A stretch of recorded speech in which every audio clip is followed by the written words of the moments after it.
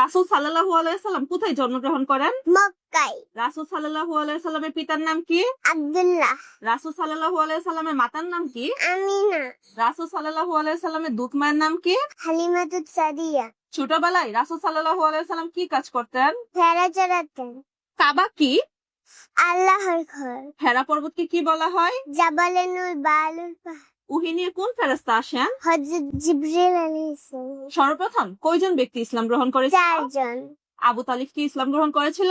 না, সবচেয়ে বড় পাপ কোনটি? শিরক করা। রাসূল সাল্লাল্লাহু আলাইহি সাল্লামকে কারা পাথর মেরেছিল? তায়েফবাসী। ঈশা অর্থ কি? রাত্রিকার ভ্রমণ। মিরাজ অর্থ কি? ঊর্ধ্ব আকাশে ভ্রমণ। মসজিদুল আকসা কোথায় অবস্থিত? জেরুজালেমে, বর্তমান ফিলিস্তিনে। রাসূল সাল্লাল্লাহু আলাইহি সাল্লামকে সবাই কি বলে জানতো? আল আমির। রাসূল সাল্লাল্লাহু আলাইহি সাল্লামের ডাকনাম কি ছিল?